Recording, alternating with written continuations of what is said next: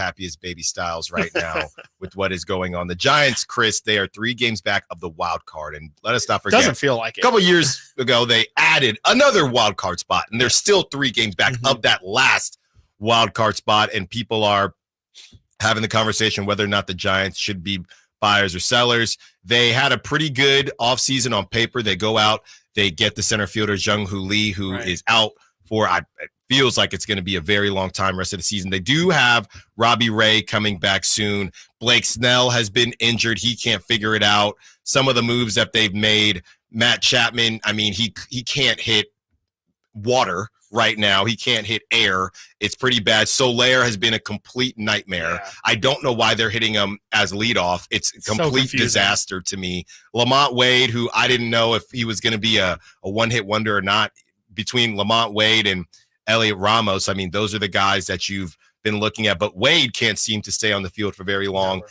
And the question becomes, should the Giants be buyers or sellers? And there are a lot of names that people have thrown around. Michael Conforto, who I really like Michael Conforto, and some of the other older veterans that you might be able to get some young pieces back for. Marco Luciano has been balling out again in Sacramento, but we've heard that story before. When are you going to figure it out? It took Elliot Ramos a couple years to figure it out. You're still rolling out Mike Yastrzemski, talking about how good his defense is in right field. Okay, cool. Brett Wisely's been nice. Fitzgerald's been nice. That shortstop position, they had the DFA, Nick Ahmed. It is a disaster. And I say all this to say, Chris, as one thing people are always looking for is pitching. And I don't say this in a happy matter at all. I really like this guy. I think that he is going to be a stud. He is a stud. He is the ace right now for this Giants team. But based on the timelines, I do think there should at least be a conversation. And this would mean that, by the way, I don't think they would do this, because if you do this, Farhan's probably gone anyway. Right. So at this point, it would probably be somebody else's mess. So maybe not for this trade deadline. But I do think that, assuming Farhan moves on after this season, if it doesn't get better next season, he's 27 years old now. He's about to turn 28 in November. He is a Northern California guy. I love him. He follows me on Twitter. We follow each other on Twitter. So I don't say this with any type of joy at all, but you'd have to have a conversation about moving Logan Webb. Yeah. You'd have to. Yeah, Kings fan Logan Webb. If you Kings fan Logan Webb, if you are moving away from Farhan and bringing in a brand new GM, you got all these 1-and-1 deals, okay, where if they stink, you're stuck with them. If they play well, they'll opt out, okay? So Blake Snell probably is about to opt in because he hasn't been able to get on the field.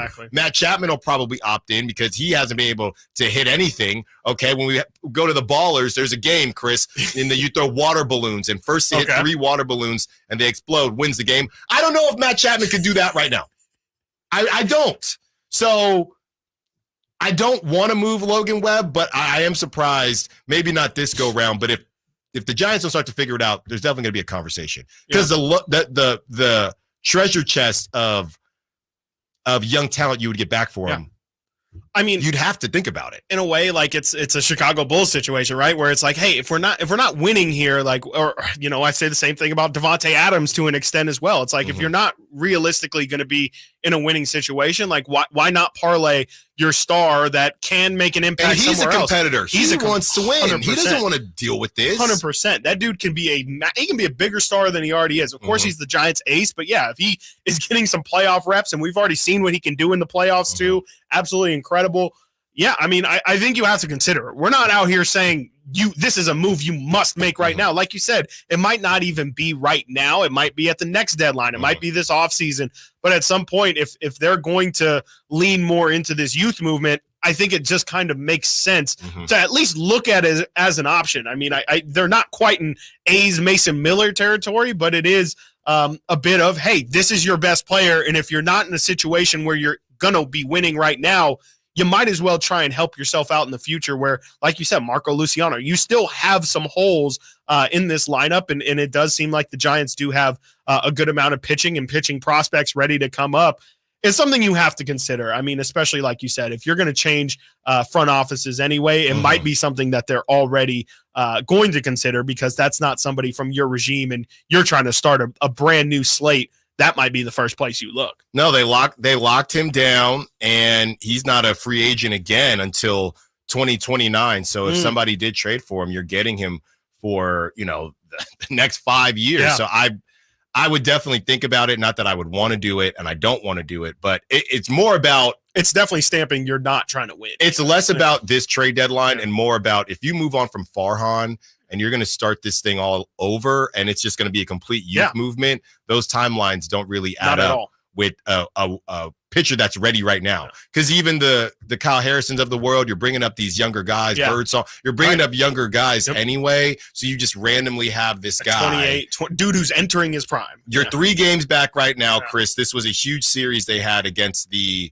Rockies, and they dropped 2 to the Rockies, and they won the last one. They won yesterday. Now, Chris, they head down to LA to take on the Dodgers. Oof.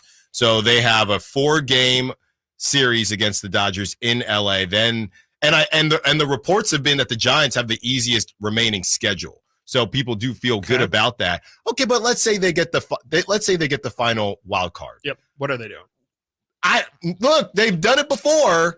But that's what they'll tell you. That's what they'll tell you. Definitely what they'll tell you. And after that, Chris, they play the Rockies again, and then they host the A's for a quick 2-game set as the A's will head on over across the bridge to San Francisco. So they're going to have opportunities. I'm just scrolling through. Yeah. You get the A's, you get the Nationals, you got the Tigers, you get the A's again, you get the White Sox. Ooh, okay. The Marlins, obviously the Diamondbacks have been a little bit down. The Padres, they have a shot. Yeah. But if this thing goes south and you move on from Farhan, there's going to be an uncomfortable conversation next season. Yeah, definitely. But I mean, they've also been an inconsistent team all year. Remember, what was that, like a month ago? They beat the Braves and then beat the Phillies, I think it was, back to back, and then get killed by the Yankees in that weekend series. And, they've had multiple opportunities to kind of, like you mentioned, climb that wild card standings. And it feels like this entire year they've been on the outside looking in, a couple games out, and they haven't really made any significant headway. I guess, like you said, the argument could be made that this team was always built to kind of make that second half push with that schedule, but also and Robbie Ray coming back 100%. And Snell hasn't really been a consistent part of the rotation at all. In Sacramento. He looked fantastic. And I mean, it's you could easily convince yourself, and Farhan probably is, because here, do you think there's anything, if the Giants do make the playoffs, is there any way that saves Farhan? I think it could. I don't think it should. And that would be should. the only reason why I would maybe say, obviously, like, they're probably going to lean more buyer than seller, is because homeboy is quite literally fighting for his job. Right, and that's what gets interesting with these situations. If you're Farhan, understanding that you're pretty close to their last leg, what would I sell for? So you guys can. I know I'm not going to make it through another refresh. Rebuild, right. So I do wonder how that works if the Giants more so feel like sellers, but Farhan, who's trying to save his what, says, well, I actually want to buy because we're trying to make a push, because I know if we don't make the playoffs, I'm definitely cooked. Yeah. No, I wonder if ownership is going to step in or what, but because ownership wants to win too, though. Yeah. And that's kind of the weird thing, is that they're in a position where I think they all want the same thing, but they might not have all the same idea of the path and how to get there. And, I don't know if there's any path. I don't know if either path is really a great one either, because, I can't imagine the Giants fans are going to take a rebuilding effort in stride. I just kind of feel like that fan base is starting to get, or has been, I guess, starved for winning again. And they feel like they have already been through the rebuild, or should have already been through the rebuild. And I don't know if they'll be willing to sign up for it again. From Ian Cohn on the Sack Chat, this is interesting, I'll take Jackson Holliday for Logan Webb. I like Jackson Holliday, and the Orioles, they are looking for pitching. Right. I would think about it. I'd need more, because Jackson Holliday, I know he didn't do well when they pulled him up. I'd need more, but I might be with you, Ian. Ian goes on to say, but seriously, imagine we get Logan Webb in the wild card game, then Blake Snell, then Robbie Ray, then Kyle Harrison, and you have Jordan Hicks now coming out of the bullpen. Yeah. That would be pretty crazy. That's what we were trying to sell, but you got to get there. Yeah, you also got to get some hits. People besides Elliot Ramos have to get hits. Yes, Soler has to figure it out. They all need to figure it out. Coming up next, we have a fun conversation. Boogie versus a bonus. Let's open up the phone lines, 916-339-1140. Who you got?